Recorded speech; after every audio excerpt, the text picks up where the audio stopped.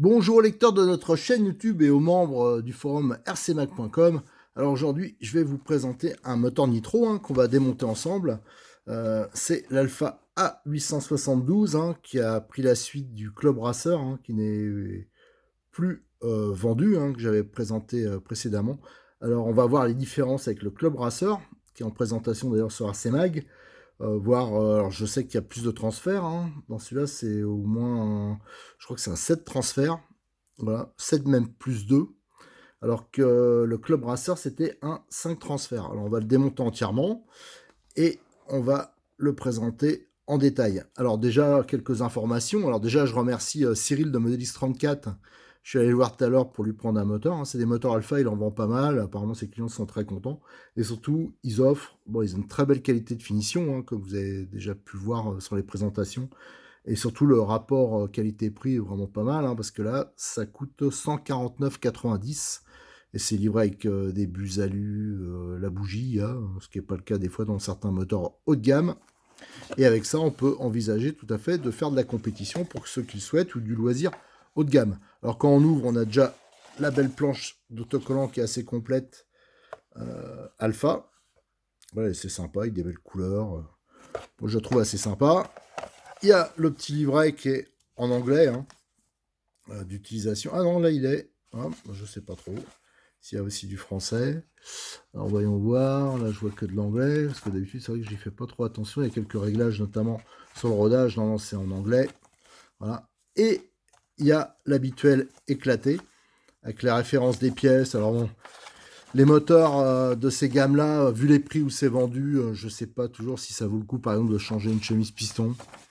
On va voir. Et là, vous avez toutes les références des pièces. Alors, il y en a pas mal, je pense, qui sont communes avec le Club Racer. Voilà, donc l'éclaté. Donc ça, c'est assez pratique. Au niveau de la boîte, on voit c'est toujours emballé dans une boîte en plastique. Il est bien calé avec sa bougie P3 Alpha. Donc ça, c'est une bougie turbo. Alors, je rappelle qu'il y a un moteur aussi chez Alpha qui est beaucoup moins cher.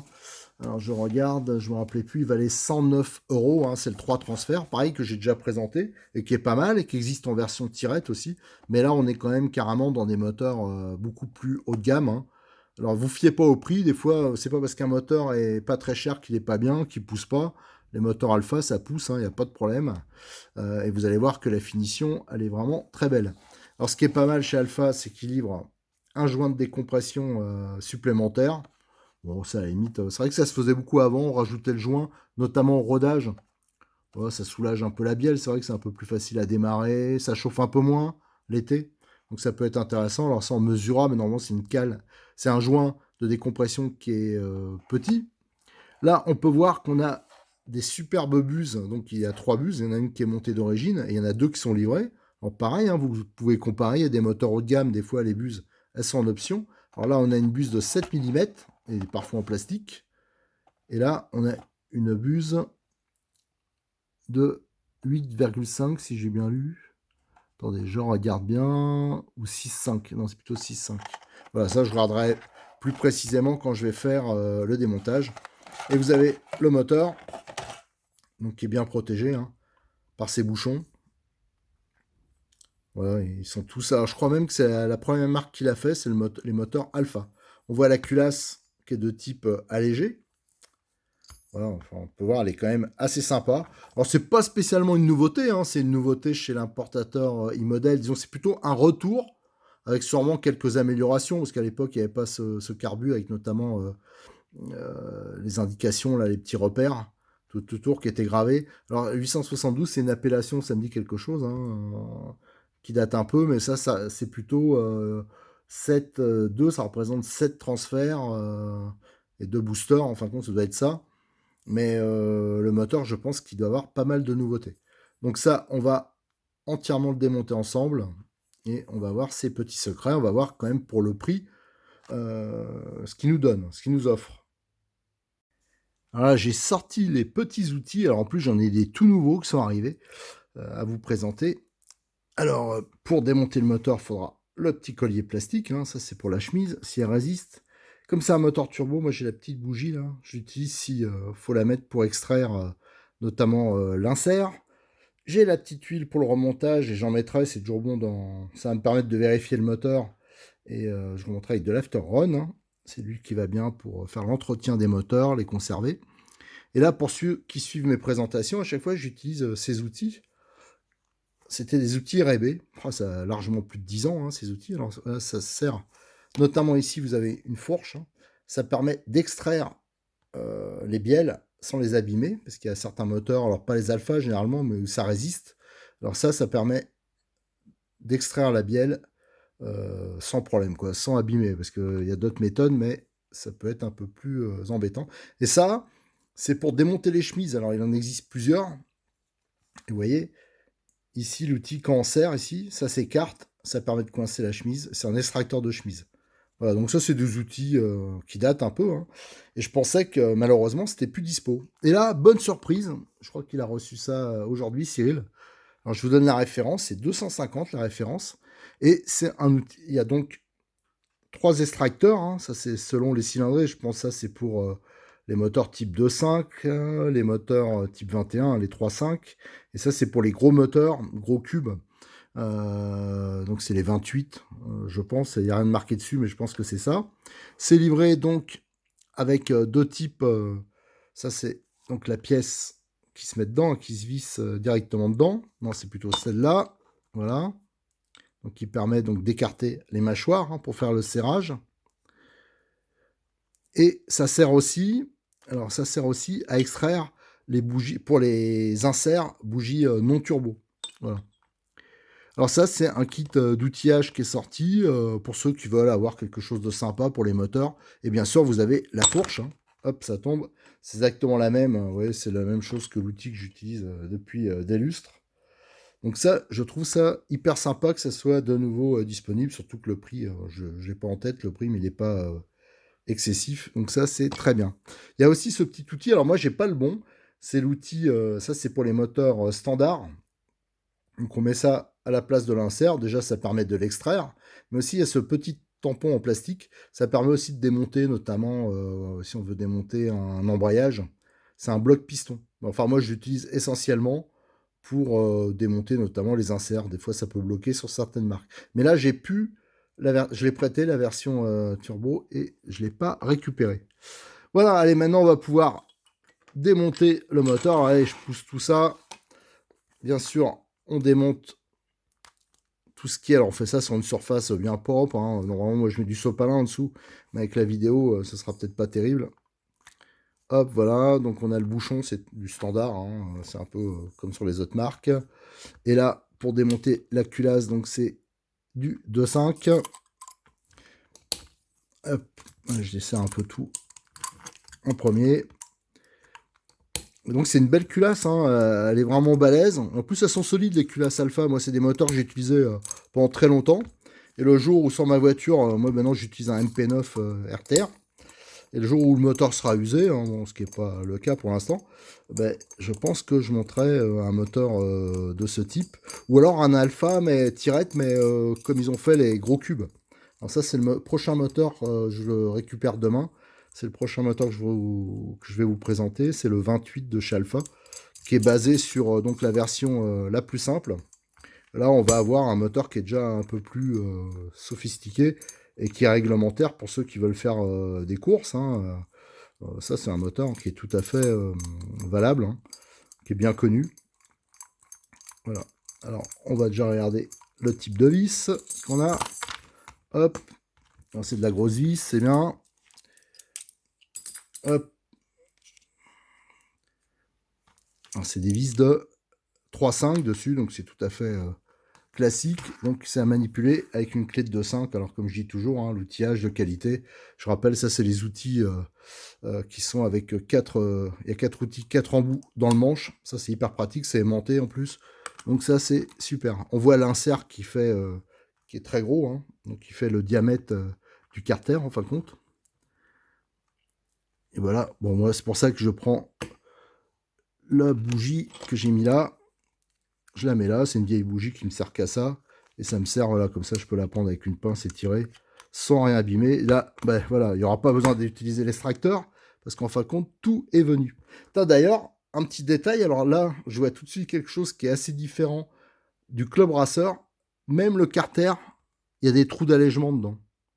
Voilà. Bon, en plus, ça fait un peu de ventilation supplémentaire. C'est assez sympa. Ça, c'est assez rare à voir, hein. Vous voyez, tous ces trous-là, ils sont pas sur les autres Alpha type Club Racer ou le 3 transfert. Voilà, ça c'est bien. Et on retrouve l'insert très gros diamètre. Donc là, on peut voir, hein, il y a beaucoup de transferts. On voit là, voilà, l'échappement avec ce qui s'appelle les boosters, hein, qui est assez petit. Et là, vous avez les conduits d'admission. Vous voyez, il y en a pas mal. En plus, ils sont biseautés, ils sont travaillés. Donc ça, c'est quand même assez sympa. Et l'échappement, je trouve qu'il est pas énorme, mais bon, il y a les... en fin de compte, il est en 3 parties. Et on compte 1, 2, 3, 4, 5, 6. Ouais, c'est bien. Ah, donc 1,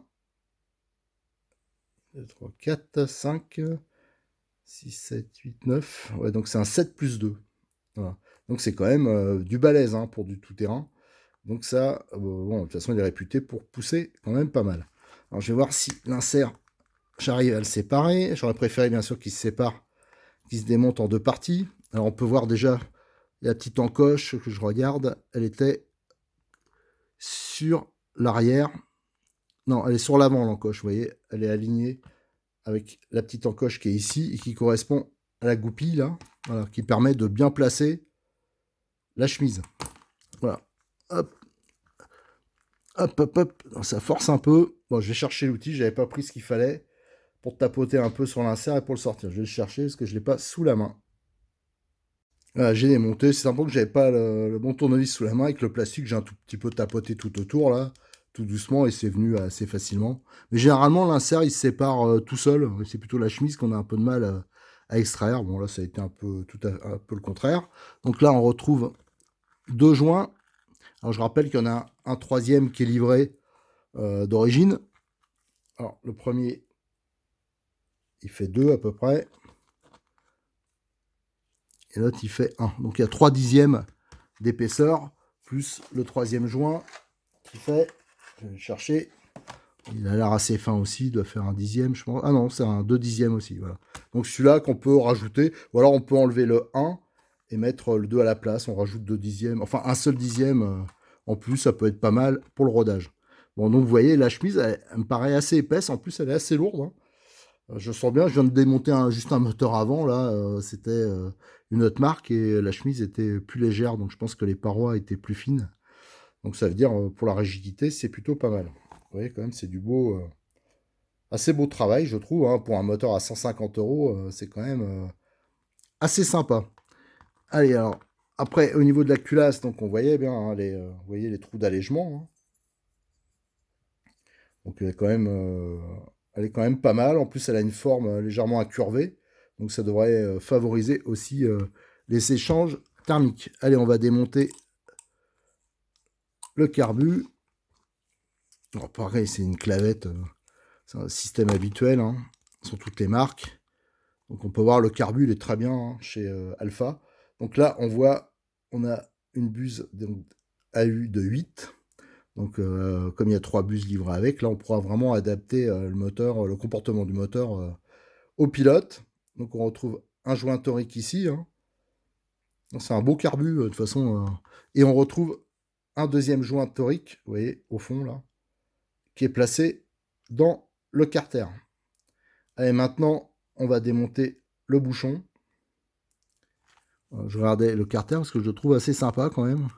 C'est vrai qu'ils ont l'avantage des moteurs Alpha aussi, c'est que la finition, elle est vraiment très belle. Ça, c'est vraiment très bien fait. Les vis, normalement, c'est du 2,5 là. La clé, c'est du 2. Quand on voit qu'il y a des moteurs qui valent 3 fois plus cher, hein. Bon, après, c'est une histoire de goût, hein. Après, il y a aussi les performances. Mais bon, moi je trouve que ces moteurs sont loin d'être ridicules. Souvent même, ils sont même étonnants. Alors bien sûr, toujours quand on démonte un moteur, quelle que soit sa conception, on met le piston vers le haut, hein, parce que ça dépend. Maintenant, il y a de plus en plus de bouchons qui évitent l'erreur. Mais vous voyez, par exemple, celui-là, on peut, voilà, à chaque fois je dis qu'il faut mettre au point mort le piston. Là, vous allez comprendre pourquoi. Alors souvent, il y a des moteurs où ici, il y a un dégagement complet. Vous voyez, cette partie-là, elle est complètement ouverte. Alors ça, ici, c'est dégagé. Ça, c'est pour améliorer le mélange des gaz, hein, le passage des gaz. Mais ici, c'est le bas de la jupe du piston qui se met dedans. Et si jamais vous démontez le bouchon quand le piston il est au point mort bas, donc dedans, si vous forcez, ben vous risquez de casser la jupe. Alors rigolez pas, hein, j'ai connu même des très bons pilotes à qui c'est arrivé. Et donc il faut toujours faire attention, même quand on le monte, hein, parce que si vous le voyez ici, regardez là on est au point mort bas, donc le piston, il dépasse ici. Si jamais vous rentrez, alors bien sûr il y a un sens hein, pour le montage du bouchon, hein, ça c'est vers le haut. Si vous le rentrez comme ça et que vous forcez, il rentre pas bien, vous forcez, ben vous allez casser la jupe du piston. Alors ça, faites attention, ça arrive beaucoup plus souvent qu'on le croit. Et donc je pense que vous avez compris. Hein. Il suffit de le mettre au point mort haut. Il faut prendre l'habitude. Tous les moteurs, quel que soit le moteur, même le moteur où il y a un dégagement comme ça évite total. Voilà, quand il y a le dégagement total, ça pose pas de problème. Mais il faut mieux le faire systématiquement, automatiquement, comme ça, le jour, voilà, on risque pas on y pensera tout le temps. Voilà, ça évitera les problèmes. Donc le bouchon, il est standard, vous voyez, avec un petit joint torique ici, qui fait le tour et qui assure l'étanchéité. Alors là, on a la vue sur le vilebrequin. Alors on peut voir déjà que le plateau, il est traité, hein, traité black. On va voir si on arrive à le démonter à la main. Hop, en prenant comme ça. Ah, il résiste un peu. Bon, allez, on va utiliser mon bel outil. Alors, je rappelle hein, que maintenant, il est disponible. Hein, c'est la référence 250. Hein, c'est tout le set. Ça, c'est vraiment hyper sympa quand on fait du thermique. D'avoir, ouais, vous le glissez comme ça. Et hop, on le fait sauter. Alors bien sûr, on fait attention. Hein. Et là, vous avez donc le piston avec 3 segments d'huile. Ce qui est important, les trous là, normalement c'est censé favoriser surtout le refroidissement qu'il y a sur le côté. On peut voir que c'est un piston moulé et ensuite usiné. Je vais faire un petit gros plan là sur voilà. Et franchement, la finition elle est quand même pas mal. 3 segments d'huile. Il est assez long le piston par rapport à d'autres marques. Bon, donc il devrait être bien guidé, il doit être peut-être un poil plus lourd, mais. Et la bielle qui est assez massive. Hein. Et avec ici une saignée qui permet de lubrifier le maneton. Vous voyez ici le trou. Donc ça c'est important. Vous avez... Et voilà. Donc ça c'est une belle pièce. C'est quand même assez sympa. Et on va extraire maintenant. Hop, attendez. Il suffit de tapoter un peu. Hop. Et voilà, le vilebrequin. Un vilebrequin, on peut voir donc il y a la virgule. Ici. Virgule extérieure. Là, par contre, cette partie-là, elle est assez simple, mais par contre, la finition, comme d'habitude chez Alpha, ici, la finition, elle est parfaite. Genre, ça fait partie des moteurs qui ont le meilleur fini au niveau du conduit. Et le conduit, on va regarder. Ah, bah bien sûr, je ne regarde pas du bon côté. 9,33. 9,35. Donc, c'est quand même du gros. Donc, je pense que c'est un moteur qui doit... de toute façon, c'est un moteur que je connais. Moi, je l'ai eu il y a quelques années, mais il y avait quelques différences. Donc, ils ont amélioré pas mal de petites choses. Moi, j'avais pas le carter comme ça. Je pense pas. Il y avait pas mal de choses que le carbu n'était pas comme ça. Donc, ils l'ont amélioré au fil du temps. Et moi, c'est un moteur, à l'époque, moi, je faisais toutes les compétitions avec ça. Et moi, j'en étais hyper content. Ça poussait bien, ça se réglait bien. Donc, c'est pas... sauf que le prix n'était pas le même à l'époque, bien sûr, c'était beaucoup plus cher et maintenant ils sont à des prix très abordables. Autre bon point, on peut voir ici, regardez, le travail sur les transferts, c'est hyper creusé, c'est hyper... donc ça, c'est quand même pas tous les moteurs qui ont ça, hein, genre surtout dans cette gamme de prix. Donc ça, il est bien travaillé, il y a des moteurs qui sont beaucoup plus chers où il n'y a rien ici. Il n'y a aucun travail. Donc ça, je trouve quand même sympa. Et en plus, c'est pas la petite saignée, histoire de dire, là, ils ont bien creusé. Donc ça, c'est quand même bien fait. Au niveau de l'échappement, pareil. Regardez, il y a du beau boulot, regardez. Ici, là. Voilà, donc ça a été usiné. On va zoomer un peu. Regardez, donc pour améliorer, pareil, l'échappement des gaz, je pense. On peut voir que déjà ici, c'était déjà bien creusé et ils ont rajouté ça. Voilà, donc c'est quand même une belle pièce, moi je trouve. C'est du beau matos. Surtout dans cette gamme de prix, je veux dire, je vois pas ce qui peut concurrencer des moteurs à 150 euros. Il n'y en a quand même pas des masses. Et alors après, le seul truc avec les moteurs à 150 euros, je vois, je l'ai vu encore dernièrement sur le forum, il y en a qui demandaient ouais, où c'est que je peux trouver une chemise piston. Alors ça, on les trouve, hein, les pièces.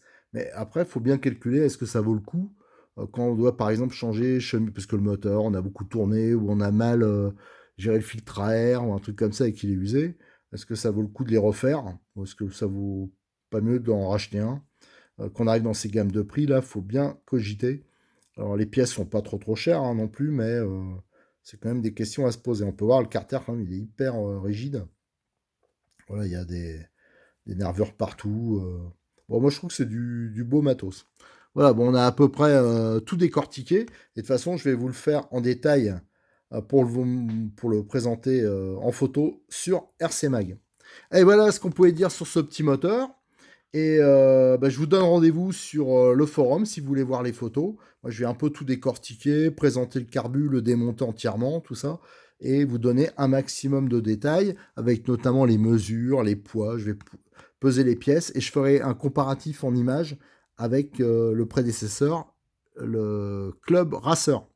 Allez, je vous remercie. À bientôt sur notre chaîne YouTube et sur le forum de RC Mag.